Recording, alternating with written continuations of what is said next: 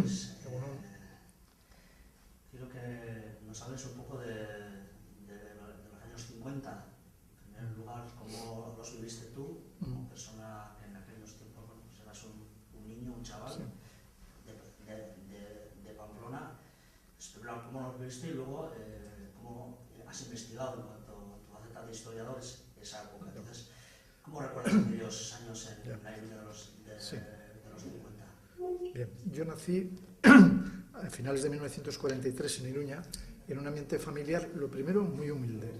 Un ambiente familiar, mi padre era enfermero del hospital, luego auxiliar administrativo, pero muy humilde.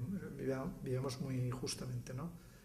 Y luego en un ambiente donde predominaba sobre todo el tema religioso. Eso era no solo en mi familia, sino en todo alrededor, ¿no? Era omnipresente el tema religioso, la preparación de la primera comunión, las misas, bueno, eso era así, ¿no? Estudié, pues, lo primero en los colegios, en las escuelas municipales que yo nací en la calle Estafeta, pues en las escuelas municipales de la calle Compañía, que estaban muy cerca, y luego ya, pues, más adelante fui a los salesianos a estudiar el oficio, ¿no? Mecánico.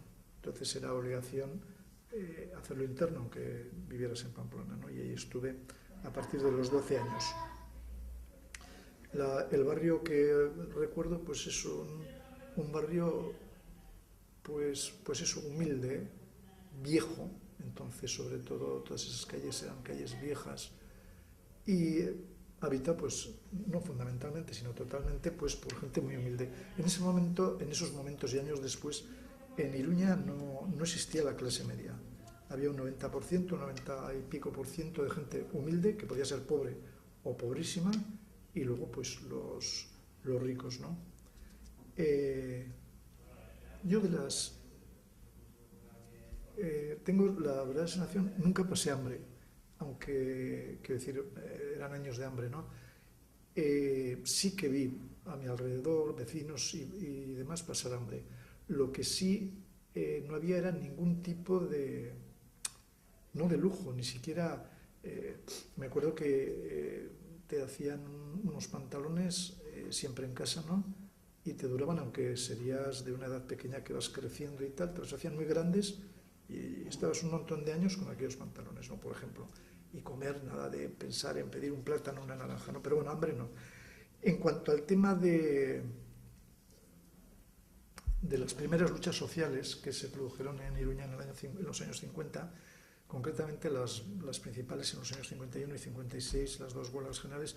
Yo del 51 tenía 7 años, no tengo más que unos recuerdos muy remotos como de miedo, de oír por la calle gritos, pero no me recuerdo ni de hablar en casa, ni que mi padre me contaría nada de lo que estaba pasando. En el año 56 estaba ya interno en los salesianos y no me enteré tampoco de nada. Allí no nos contaban nada, ni nos decían nada, y la vida fue para nosotros normal. En un momento dado, Solís, te interesas ya, Sí, más adulto y tal, sí, te interesas por la historia, sí, de tu ciudad, de Pamplona, sí, sobre todo también por las luchas sociales, por el movimiento obrero. sí, ¿Qué es lo que te llevó a ese interés, sí. a ese querer investigar la historia de Iruña? Sí, yo ya de adulto, pues con 40 años comencé a estudiar en la Universidad de Distancia historia, ¿no? Y al final de los estudios, pues nos mandaron a hacer un trabajo de investigación sobre algo relacionado con Navarra, ¿no? Nafarroa. Entonces yo estuve mirando, porque yo, por mis posibilidades de desplazamiento y tal, dije, pues lo mejor será hacer algo contemporáneo, ¿no? No me puedo meter en cosas de la edad, no sé, moderna o tal, porque no tenía posibilidades, ¿no? Y entonces estoy mirando varias cosas y me di cuenta de que no tenía idea de nada, de cosas que habían pasado cerca de mi casa, por ejemplo, pues el tema de estas huelgas. Empecé a mirar, ¿no? A leer libros y tal, a ojear, a preguntar a gente, y alguien me dijo, pues ¿por qué no haces algo sobre la huelga de 1951? Y yo en ese momento no tenía ni idea. Ahí va, una huelga de 1951, una huelga general en Pamplona. Y empecé a mirar, y así es como dije, pues si no tengo ni idea de lo que ha pasado. Me picó la curiosidad y empecé, ¿no? Por eso, pues toda la labor de investigación que he hecho se centra precisamente en esa época, en los años 50, los años 60, 70, que hay un desconocimiento muy grande, ¿no? En algunos casos total. Claro, es una época, como dices, que se ha investigado un poco, además las noticias que hay han llegado por la vía oficial, por los Sí, claro. escribir Eso es. la historia. ¿Cómo te has acercado a esa otra historia, ¿no? de la gente que sufrió sobre todo y tal? ¿De qué fuente estás valido? ¿A qué mecanismos o herramientas de investigación has recurrido? Sí. Yo, cuando empecé a investigar este tema, por ejemplo, ¿no? de las huelgas de los años 50, pues aún vivía gente, ¿no? Vivía gente que había participado activamente, ¿no? Por ejemplo, vivía mi padre, que, bueno, no es que participara muy activamente, pero conocía lo que había pasado, ¿no? Entonces, el primer punto de investigación fue hablar con personas que hubieran vivido aquello, ¿no? Eso fue por un lado. Por otro lado, comencé por ejemplo, en el caso de la huelga del año 1951, logré encontrar el sumario judicial, el sumario que abrió la Guardia Civil con motivo de la huelga general de 1951, ¿no? Que eran dos... ¿Dónde encontraste ese sumario? Eso estaba en la comandancia militar entonces. Sí. Ahora ya no, todo eso lo han trasladado, pero ahí tuve suerte. Además me costó que me dejarían investigar, pero luego me dieron toda la libertad del mundo. Eran, no me acuerdo, pues igual 2000 y pico documentos o 3000, donde venían pues desde los interrogatorios a los huelguistas, a los informes de la Guardia Civil, a los informes que se pedían a los párrocos y a otras autoridades, las valoraciones que se hacían. Ese fue otro punto muy importante de documentación. Luego tuve también mucha suerte de conocer a una historiadora, Villanueva, ahora no me acuerdo en estos momentos el nombre, Aurora me parece, que para unos trabajos que ella había hecho sobre el carlismo, había encontrado en el archivo de la administración, y que ahora también cerca de Madrid está en el archivo de la administración, en algunas de las ciudades, había encontrado una documentación extraordinaria que se refería a una serie de informes que las autoridades de Navarra, de Pamplona, habían hecho valorando la huelga, por ejemplo, exponiendo los motivos que ellos creían por los cuales se había producido la huelga, y sobre todo una cosa muy importante, cómo se habían comportado, según su opinión, los diferentes estamentos sociales de la ciudad, ¿no? Los informes van desde 3 informes interesantísimos que hace el gobernador civil hasta informes pues, del comisario de policía, el delegado de sindicatos y hasta del obispo, Enrique de Gómez. Entonces, si a eso añadimos la información de la hemeroteca, ¿no? La prensa, que se podría hacer un pequeño inciso, en la huelga de 1951 hay una información no abundante, pero sí hay información en los periódicos de Pamplona, totalmente tendenciosa, pero bueno, que sirve, ¿no? De alguna manera. Sin embargo, en la del 56 no hay absolutamente nada. La huelga del 56 se limita a un pequeño nota del gobierno civil, pequeñísima, y luego cuando ha terminado la huelga, a los días, otra pequeña nota donde vienen a decir que algunos productores que han parado pues ya se han reincorporado. Pero por ejemplo en el año 51 sí hay. Y luego está también la propaganda clandestina. Sirve de muy poco, porque tanto los boletines de la UGT, el Mundo Obrero, o el boletín de la Oficina de Prensa de Euskadi, o las transcripciones de Radio Pirenaica, pues normalmente en realidad son arengas llamando a continuar la lucha y tal, pero con muy pocos datos, prácticamente ningún dato. Pero bueno, con toda esta cuestión oral, el sumario judicial, los informes de los archivos y luego pues este tema pues es como he ido configurando estas historias, ¿no? Pues, vamos a ver, tienes en el libro que publicaste de investigación monográfica sobre la huelga del 51,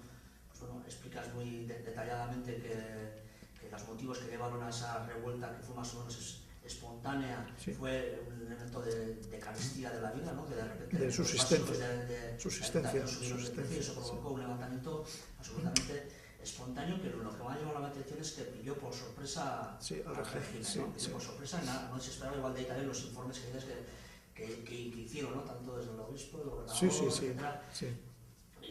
¿Por qué? ¿Qué es lo que causó sorpresa? Ya. En el año 51, que fue esta huelga general que comenzó el 7 de mayo, fue el primer año en que en el Estado español se produjeron una serie de movilizaciones en diferentes lugares de España, ¿no?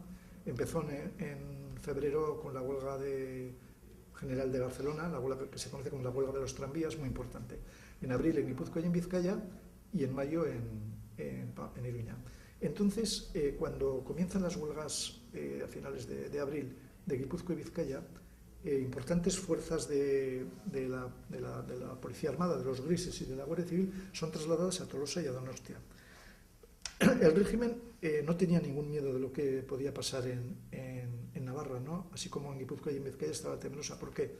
Navarra, en primer lugar, era una ciudad católica, conservadora, muy conservadora. No tenía un tejido industrial importante, ¿no? Había muy poca industria. En el año 51 prácticamente la construcción y la fábrica de López y Menasa, muy poco más, ¿no? No tenía tampoco Pamplona una tradición de lucha obrera. Las principales luchas obreras en Nafarroa se habían dado en realidad en la ribera con los jornaleros, ¿no? Y luego, aparte de todo eso, Navarra había ganado la guerra, ¿no? Y Guipúzcoa y Vizcaya, ¿no? Entonces pensaron que aquí no iba a pasar nada. La sorpresa fue mayúscula. Por eso en el 56 ya no hubo sorpresa. Y entonces, de tal manera fue la sorpresa, como has dicho, como me has dicho en la pregunta, la huelga empezó por motivos, no la organizó nadie, no hubo ningún partido político ni ninguna organización detrás, fue espontánea y desorganizada, por lo tanto, ¿no? Y se basó fundamentalmente no solo en que los precios estaban muy caros, sino que faltaban también, no había aceite esos días, por ejemplo, ¿no? Y fue una huelga iniciada por las mujeres en el mercado del segundo ensanche, y de ahí, a raíz del precio de los huevos, etc., y iniciaron una manifestación también las mujeres que fue hasta el gobierno civil. Las primeras detenidas fueron mujeres. Y además tuvieron un papel muy importante las mujeres en esta huelga porque ahora no sé, no me recuerdo exactamente, pero varios de los heridos de bala que hubo eran mujeres, lo que demuestra que las mujeres estaban en primera línea de las movilizaciones durante toda la huelga. Las características, bueno, hubo 5 heridos de bala, hubo más de 300 detenidos, se habilitó la plaza de toros, etc. Bueno, las características que podrían definir esta huelga, una es precisamente eso, la sorpresa. Otra es el motivo de la huelga, no tuvo unos motivos políticos. Otra cosa es que luego los diferentes estamentos, los diferentes grupos políticos, pues vieran con mayor o menor agrado que se atentara de alguna manera contra el régimen, ¿no? Otra fue la unanimidad, toda la ciudad participó, ¿no? Esto también a mí me causó mucha extrañeza, ¿no? Al comenzar este trabajo no me podía explicar y dije, ¿cómo es posible que en el año 51 unánimemente toda la población? Y entonces, pues analizando los datos que se tienen, los informes de las autoridades, etcétera, se ve que el componente carlista tuvo una gran importancia. El componente carlista porque estaba tremendamente descontento y resentido de que Franco no los había tenido en cuenta, simplificando, ¿no? Es decir, por ejemplo, pues estaba cerrado el círculo carlista de Pamplona, a raíz de los disturbios que había habido el 3 de abril del 45, cuando hubo heridos de bala en enfrentamientos entre carlistas y policías. El regente don Javier no podía venir a España, ¿no? Falconde, que era el secretario general del carlismo, estaba confinado en Sevilla. Todo ese descontento hizo que importantes grupos de gente de formación carlista pues intervinieran muy decisivamente, y otros muchos pues vieron con agrado esto. ¿Y cómo se resolvió esa? No, bueno, la huelga es que la petición no era muy concreta, así como en otras huelgas se pide aumentos. En este momento era pues que se pudiera tener más alimentos, que se tomaran medidas, no. El principio de autoridad, el gobernador se negó en absoluto a tomar ninguna disposición mientras no se restableciera el orden. Llegó, claro, al segundo día de huelga, Pamplona estaba controlada totalmente por la policía, como digo, con más de 300 detenidos, y se terminó por agotamiento el viernes de esa misma semana, ¿no?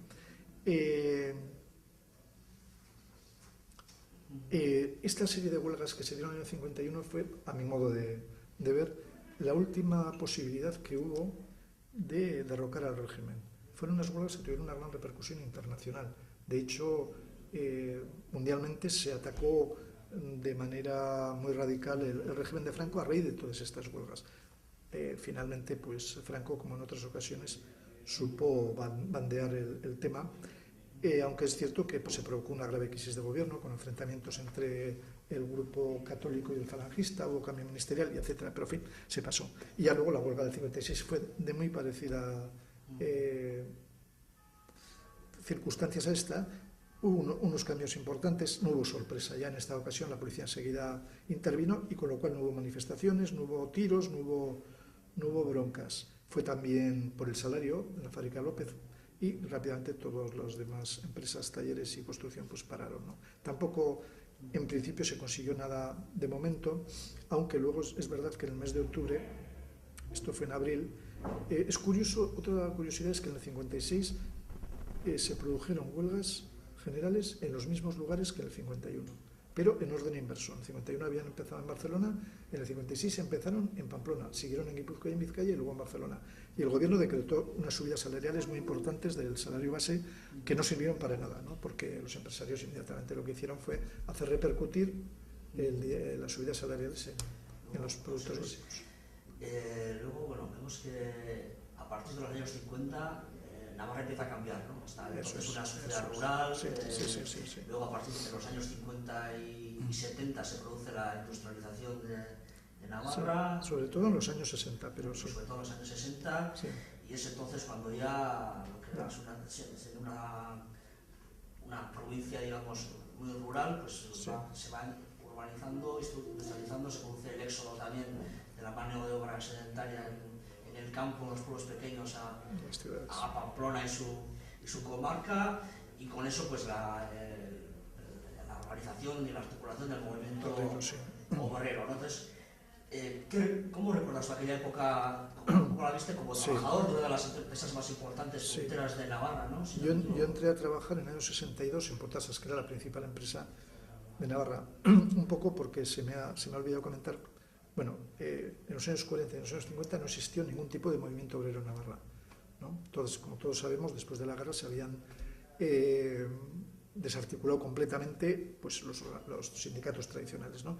Lo únicamente que existió desde finales de los años 40 fue las organizaciones de la Iglesia, ¿no? La OA, la JOC y tal, pero que con una influencia pues, a nivel individual, de militantes a nivel individual. La cosa empieza a cambiar precisamente a raíz de estas huelgas que hemos hablado, a raíz del año 56. En primer lugar, pues porque las mismas huelgas, pues ya hubo trabajadores que se dieron cuenta que aquello no podía seguir así, ¿no? Que había que luchar no solo por el precio de los huevos o por el sueldo, sino por las libertades democráticas que posibilitaran pues, tener una dignidad a los trabajadores y poder defenderse, ¿no? Eso unido a la ley de convenios que aprobó el gobierno en el año 58, que hizo pensar también a una serie de militantes, o de trabajadores, mejor dicho, que para poderse negociar con los directivos de las empresas y sus abogados o con los técnicos del sindicato vertical, era absolutamente necesario estar organizados. A título individual no se podía hacer nada. Bueno, todo eso unido a los cambios profundísimos que se produjeron en los años 60 a nivel mundial. Pues desde mayo del 68, la guerra del Vietnam, los movimientos de liberación nacional y el fenómeno que yo creo de una importancia grande en Navarra, que fue pues el Concilio Vaticano y la evolución que en principio se dio en la Iglesia. Lo digo esto porque esos militantes que había en la OAC o en la JOC o en la Vanguardia Obrera, que habían ido allí, unos profundamente cristianos, otros porque no había otro sitio donde poder reunirse, ¿no? Pues vieron en el Concilio Vaticano ese impulso que necesitaban para implicarse verdaderamente en la lucha diaria, aquí, pues en el trabajo político y sindical, ¿no? Pues en lo mismo que en países de Latinoamérica, pues les hicieron implicarse en las luchas de liberación nacional, ¿no? Todo eso, la aparición de los curas obreros, todo eso posibilitó que esos militantes que estaban en organizaciones cristianas y otros fueran ya organizando grupos en la clandestinidad, ¿no? Primero apareció USO, luego AST en Navarra, de ahí luego irían transformándose en organizaciones marxistas como la ORT y tal. Fue fundamental. Bueno, yo cuando entré allá a trabajar en el año 62 en Potosas, yo no me acuerdo y estoy seguro que no había ninguna actividad clandestina, ni no había octavillas, no había absolutamente nada. Fue a partir de mitades de los años 60 cuando aparecieron comisiones obreras creadas en Madrid por el Partido Comunista, pero que sin embargo en Navarra no estaban controladas por el Partido Comunista, sino por estos grupos que hemos hablado de AST, que luego se convirtió en la ORT, el PT, que apareció también a finales de año, el movimiento comunista, los trotskistas, ETA, Sexta Asamblea, etcétera, fueron los que condicionaron la actuación de comisiones obreras de Navarra. Por lo tanto, siempre se dio en Navarra, casi siempre, un enfrentamiento o un no estar de acuerdo comisiones obreras de Navarra, también en parte de Guipúzcoa y Vizcaya, con el resto del Estado español. Se tomaban posturas diferentes. En determinadas elecciones sindicales, comisiones de Navarra decía que había que hacer el boicot, que había que abstenerse y tal, mientras en el Estado español se participaba activamente, y así sucesivamente. En Potosas, como digo, yo recuerdo una huelga a mitades por un accidente mortal. Se paró un par de relevos, no hubo prácticamente represalias, y luego yo recuerdo en el año 68 una huelga en Imenasa. Bueno, las movilizaciones en Navarra empezaron en el 67 con una huelga en Frenos Iruña. En el 68 una huelga en Imenasa donde sí que aparecieron unas octavillas firmadas por comisiones obreras donde se pedía solidaridad, y se paró, me parece, una hora en Potosas, también en algunas otras empresas. En el 69 hubo huelgas en Eaton y Supercell y también se pidió solidaridad. Se empezó, ya estaba germinando ese movimiento obrero, todavía muy pocos militantes, pero ya tenía otro carácter, ¿no? Tenía... Has hablado también de la influencia, cómo se produce esa confluencia, ¿no? De elementos que vienen, digamos, de las fuerzas del régimen, pues, de la Iglesia y tal, y luego con elementos ya más organizados, ideologizados, de izquierda y tal, y el carlismo, los elementos que decías que en el momento 50 jugaron un papel en las protestas sociales provenientes del carlismo, ¿eso cómo se va? ¿Participa luego en el movimiento obrero? Yo creo que, vamos, esto no tengo unos datos concretos, ¿no? Pero pienso que parte de esos carlistas que habían actuado en las huelgas y tal pasaron directamente a esas organizaciones en los años 60.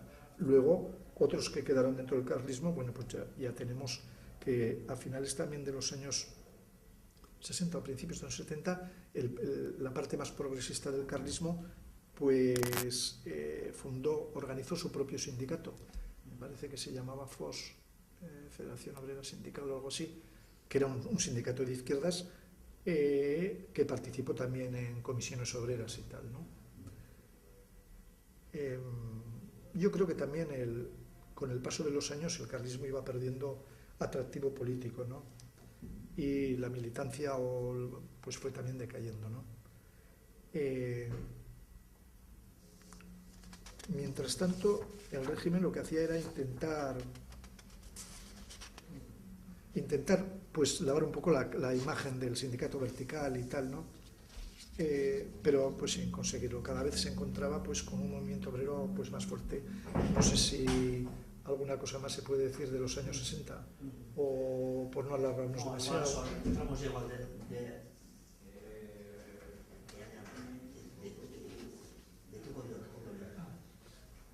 Entonces, cuando verdaderamente ya se consolida el movimiento obrero navarro es a partir del año 1970.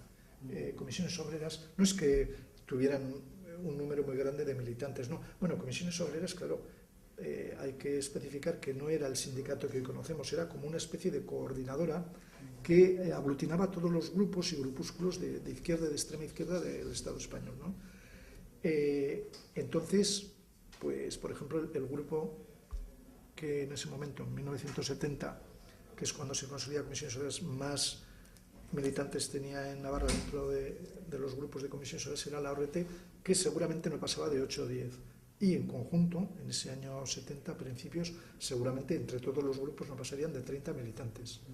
Pero iban en aumento, ¿no? Entonces en los 70 se produce un hecho muy importante, Comisiones empieza a considerarse que tiene fortaleza y lanza un órdago al gobierno que, visto desde la perspectiva actual, pues parece casi un suicidio, ¿no? En ese momento, en ese año, 1970, el régimen, el gobierno de Franco, hace público un anteproyecto de ley sindical. Ya en los años 70, pues el sindicato vertical era una entelequia, ya lo había sido siempre, pero cada vez más, ¿no? Una entelequia fascista que, pues, no sé, era impresentable a nivel de Europa, ¿no? Entonces intentan cambiar, más que todo, pues la fachada, ¿no? Sin cambiar nada de lo sustancial. No sé, pues todos sabemos lo que era el sindicato vertical, que no lo hemos mencionado antes, ¿no? Que era el organismo que el régimen había fundado para sustituir a todos aquellos sindicatos que había eliminado, ¿no? Y era un sindicato con un ministro de Relaciones Sindicales que estaba en el gobierno, donde los cuadros y mandos del sindicato eran elegidos a dedo entre los falangistas, ¿no? Entre los miembros de Falange, donde convivían patronos y obreros. O sea, nada de lucha de clases ni nada por el estilo, ¿no? Donde la afiliación era obligatoria, donde no había ningún derecho a la huelga.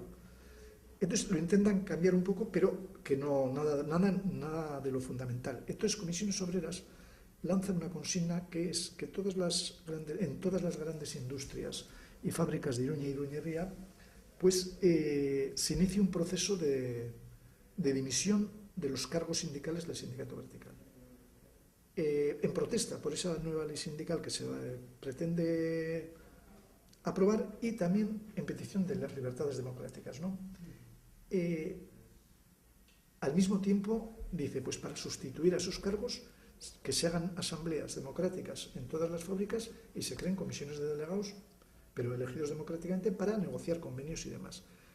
Esto, claro, no era luchar contra una fábrica, contra la dirección de una fábrica, ni siquiera contra el gobernador civil, era luchar contra el sindicato vertical y contra el régimen, ir directamente contra el corazón del régimen, ¿no? De momento coló, de hecho se dimitieron gran cantidad de cargos e incluso en algunas empresas en este año 70, muy pocas, ¿no? Pero se llegó a negociar, Botasa, Sitona y tal, con esas comisiones, pero inmediatamente cuando se entraron en Madrid, pues fuera. Y es en este momento, como digo, cuando ya se inicia ya la conflictividad, la organización y tal. Ya luego en el año 71, Navarra pasa a ser ya una de las 6 provincias más conflictivas en el tema laboral de todo el Estado español, junto con Guipúzcoa, Vizcaya, Asturias, Madrid y Barcelona, ¿no? Ya vienen las huelgas, viene la gran represión en el año 71 contra Comisiones Obreras, en que son detenidos 24 dirigentes en Pamplona, en Iruña. Algunos otros se logran escapar y el primer gran movimiento de solidaridad con los detenidos se produce precisamente en la Semana Santa del año 71, cuando estos detenidos, que se conoce que están siendo bárbaramente torturados, pues una serie de organismos, aparte de que hay una serie de fábricas que paran indefinidamente mientras no se dé libertad a los detenidos, pues por ejemplo la Corporación Municipal en pleno, con su alcalde a la cabeza, hacen público una nota de protesta y se niegan a participar en la procesión de Semana Santa. Claro, eso en el año 71, hoy sería impensable aquí. En el año 71, sin embargo, fue posible. Pues luego intervino públicamente el obispo auxiliar Larrauri, empresarios y una serie de gente de la burguesía presionaron y se logró la liberación de estos dirigentes de Comisiones Obreras. Bien, a partir de este momento hubo un lapsus de una serie de meses en que el movimiento obrero se fue reorganizando y ya llega la gran explosión del año 73. En el año 73 tiene lugar la mítica huelga de motor ibérica, que es el segundo gran hito, ¿no?, de la solidaridad en el movimiento obrero navarro, con un triunfo, ¿no? La empresa se había decidido cerrar y llevarse la fábrica a otro lugar del Estado español, pero la huelga general que se propició en Navarra, me parece que fue del 15 al 24 de junio del año 73, terminó en triunfo. La empresa tuvo que recular y que volver a abrir, y además se remitieron a todos los trabajadores, o bien en Motor Ibérica o en otras empresas, con excepción de 3 que aceptaron unas indemnizaciones. Este momento es fundamental en el movimiento obrero navarro. La huelga de Motor Ibérica se reforzó de tal manera Comisiones Obreras y los grupos que la conformaban, especialmente la ORT y el movimiento comunista, que cogió tal fuerza que posibilitó lo que vimos ya después, porque ya a partir del año 74 hasta el año 79 es sobre todo, bueno, pudiéramos incluso dividir en varias etapas, ¿no? Del año 74 al año 77, donde se da una conflictividad altísima con un contenido político, ¿no? El fin último era derrocar a la dictadura y conseguir las libertades democráticas. Luego eso se adornaba con peticiones de aumentos salariales o condiciones de trabajo, pero siempre se acompañaba y se tenía en mente por todos los grupos este tema. Entonces son las huelgas, hay un periodo que sí que convendría señalar, que es el de desde finales de noviembre del año 74 a finales de diciembre del año 75, donde se producen en esos 2 meses la mayor conflictividad laboral y de alteración del orden público que se ha dado nunca en Navarra, ¿no? En tiempos de paz. Y yo creo que incluso en todo el Estado español, durante la dictadura, sobre todo teniendo en cuenta el número de habitantes de la ciudad, las huelgas, bueno, hay algunos escritos sobre este tema, ¿no? Concreto, la huelga el encierro de los mineros, de 48 mineros durante 15 días, 2 huelgas generales muy importantes, una en diciembre y sobre todo la de enero, en esos 2 meses todos los días había seguramente no menos de 15.000 trabajadores en huelga, de 15 a 30 o 35.000. Estamos hablando del 74 al 75. Final del 74 y principios del 75, aún vivía el dictador, ¿no? Fuimos portada en Navarra de toda la prensa mundial, revistas y periódicos, consejos de ministros dedicados monográficamente al tema de Navarra, de las huelgas de Navarra. Y fue otro hito también de solidaridad, ¿no? Los episodios fueron numerosos de solidaridad, sobre todo con los encerrados de la mina y la huelga general, ¿no? Esos hitos de solidaridad que hemos visto en la represión contra comisiones, en la huelga de motor ibérica y luego en estas huelgas, ¿no? Pero hay un compañero que está haciendo también el curso de la UEU que ha preguntado expresamente para que te traslade una pregunta suya, es cómo se vivió en Pamplona los acontecimientos de Gasteiz del 76, un poco más iba a comentar un poco ahora, como siempre. Luego pasó lo de Montejura también a los 2 meses. Hay una serie de acontecimientos. La solidaridad se impregnó de tal manera el movimiento obrero navarro que ya antes de los sucesos de Gasteiz, por ejemplo en los 70, los sucesos de Granada, con 3 muertos en la huelga de la construcción, en Ferrol, en el 72, tuvieron respuesta y paros. En el 76, a raíz de los sucesos del 3 de marzo, hubo, yo con detalle no me acuerdo, pero hubo huelga general, me parece que duró 2 días, y un montón de movilizaciones, ¿no?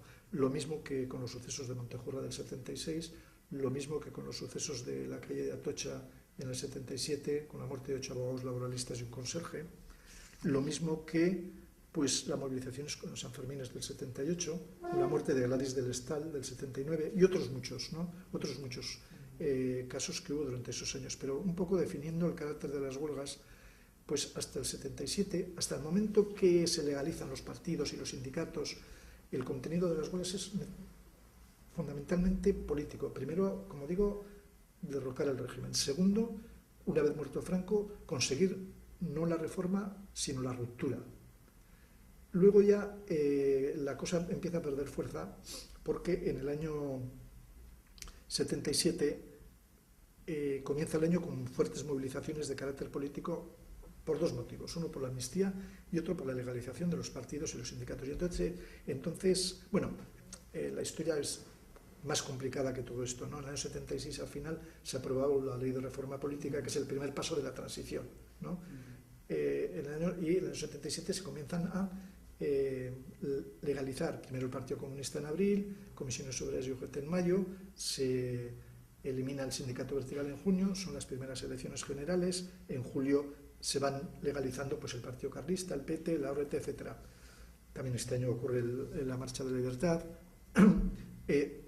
Partidos, mejor dicho, grupos sindicales, sindicatos que no habían aparecido en Navarra hasta durante toda esta época que hemos hablado, como por ejemplo la UGT, comienzan a aparecer en el año 75, sobre todo en el 76. El STV, con una incidencia por lo menos activa muy pequeña también, y aparece, pues, por ejemplo, LAB, ¿no? A principios en el año 75, 76, y en el año 77 se presenta públicamente en octubre en Iruña, ¿no? Esa condicionante político, como digo, bueno, hay una cosa que sí quisiera explicar para mejor entender, creo que es muy importante en el movimiento obrero navarro, el tema de comisiones obreras. Como he dicho antes, comisiones obreras, había un enfrentamiento, o no se estaba de acuerdo en muchas cosas entre Navarra y el Estado español. Normalmente Navarra y gran parte de Guipúzcoa y Vizcaya.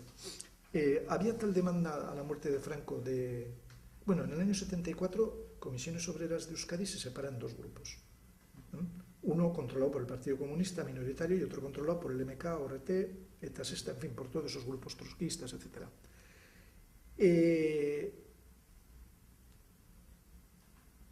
Navarra en ese momento está dentro de comisiones obreras de Euskadi, aunque, por ejemplo, a nivel estatal no lo consideraban así. Comisiones Obreras controladas por el Partido Comunista consideraba que Navarra tenía que ir por su cuenta, ¿no? En el año 76 hay tal demanda, ¿no?, de unidad. Los trabajadores no entendíamos, y aún seguimos sin entender muchos, que haya un montón de sindicatos. Lo que se pedía era un sindicato único, democrático, independiente, etcétera, para enfrentarse a la patronal, ¿no? Entonces, esa petición hizo que esos dos grupos de comisiones obreras, uno era la CONE y otro era el CECO, ¿no?, se volvieran a unir, no porque estuvieran los dirigentes muy de acuerdo, sino por esa petición desde la base.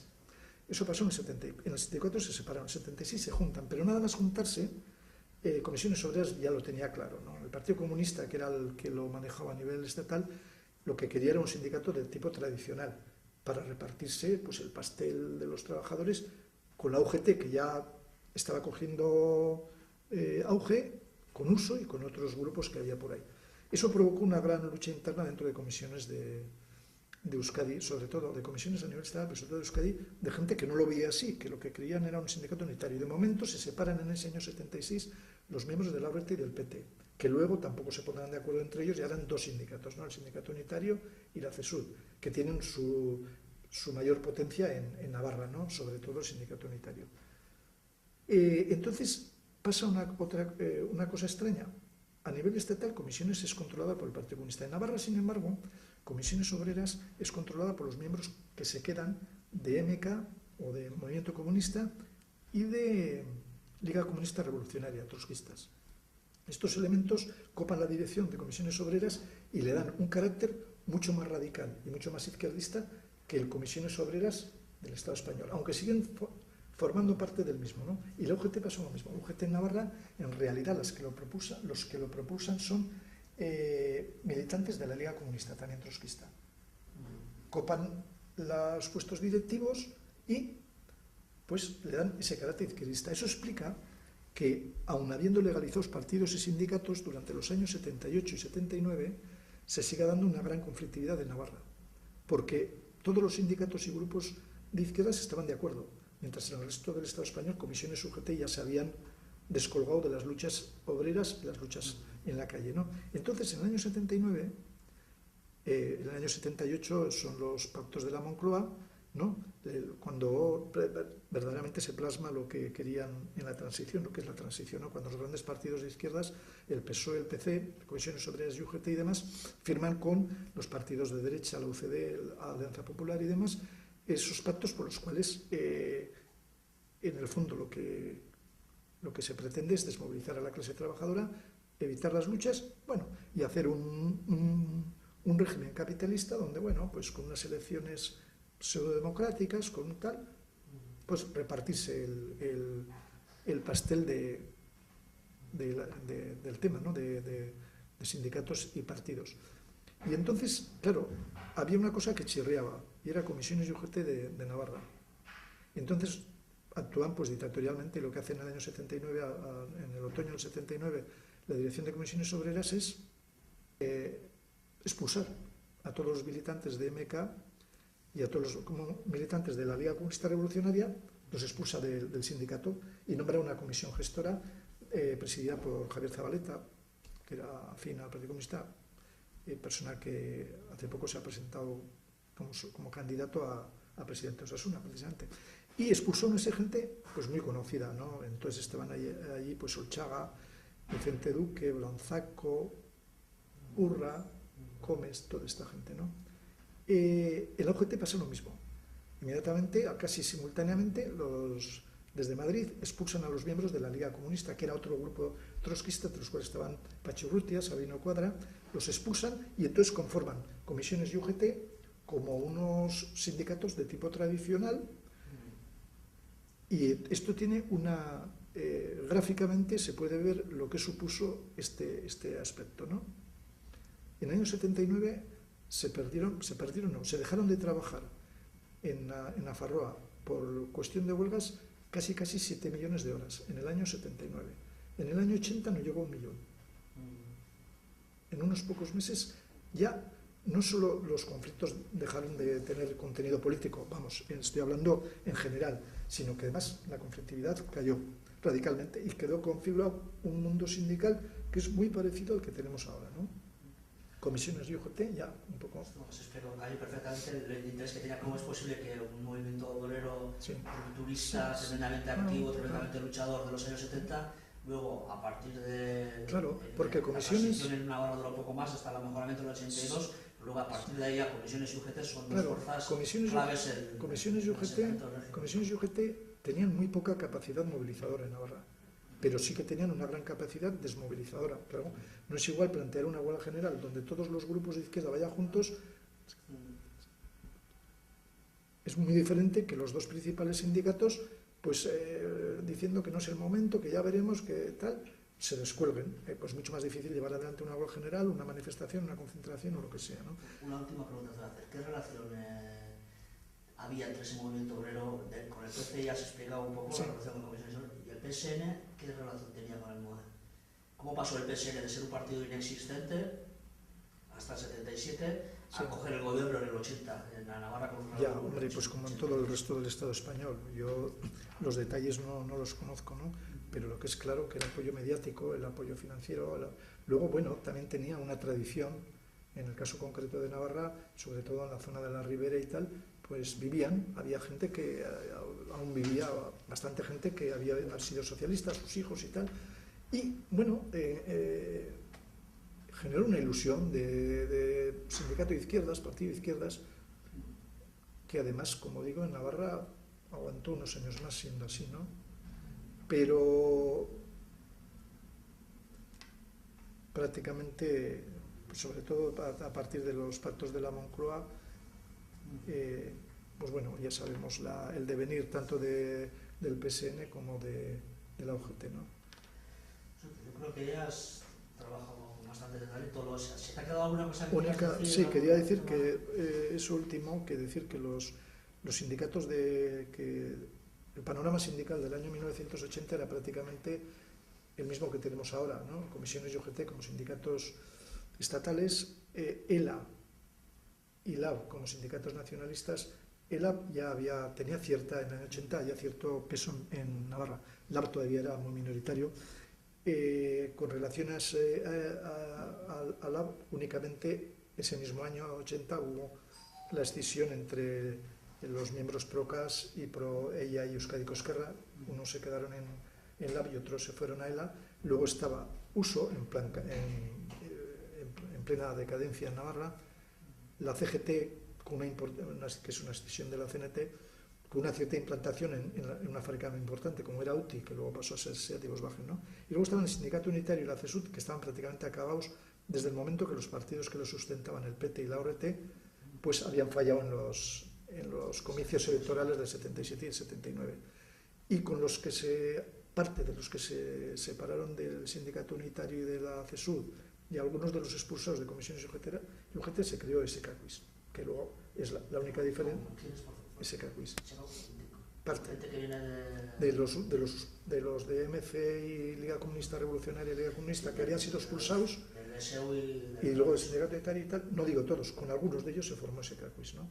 Otros del Sindicato Unitario pues pasaron a LAB, hubo gente que se metió también en comisiones obreras, ¿no? Y eso... No, igual una pregunta, yo creo que lo has ido explicando se entiende, de manera expresa, pero ¿cómo se vivía en aquellos tiempos, en el momento, pero el hecho nacional vasco? O sea, sí. cuando se produjo ese momento, ¿no? De si Navarra entraba en el proyecto autonómico vasco, luego al final se decidió, algunos decidieron separarlo, Sí. ese debate, ¿cómo se vivía en el momento, Marelo? Con gran crispación. De todas maneras, en un principio, yo creo, me acuerdo perfectamente, por ejemplo, la Marcha de la Libertad, que fue en el 77 en agosto, nadie cuestionaba que, o por lo menos públicamente, nadie cuestionaba que Navarra no era Euskadi, es el ente político de Euskadi, ¿no? Yo creo que a partir precisamente de las legalizaciones, de los pactos de la Moncloa y demás, ya sería un cambio que luego sería mayor a raíz del 23F y tal, ¿no? Pues como siempre hemos sido, parece ser, razón de Estado, pues una serie de grupos se fueron descolgando, se vivió con una gran crispación. Tampoco tengo yo un análisis importante o un análisis trabajado sobre este tema. Sí que es verdad que luego todo estaba bastante mediatizado, creo yo, en esos años por la actividad de ETA o de las dos ETAs en algún momento, ETA política y ETA. A lo mejor era difícil para alguna gente aceptar el hecho, ¿no? de la actuación de ETA. Y hubo gente que identificó inmediatamente todo lo que fuera un proyecto nacional vasco con ETA. Yo creo que por ahí estuvieron las cosas, ¿no? Yo creo que has explicado muy bien y has dado las claves para entender esa larga época, ¿no? Cómo pasa Navarra de los años más negros del franquismo a luego la transición y demás, ¿no? Hombre, pues lo que fue muy triste para muchos de nosotros.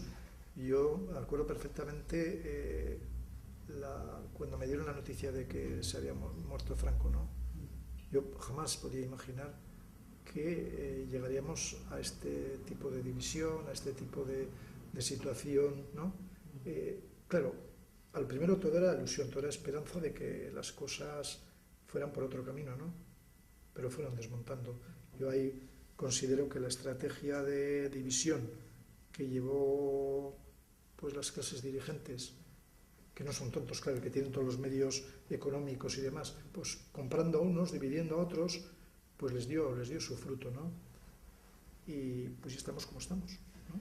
Muchas gracias, Luis, por tu testimonio y... Eskerrik asko.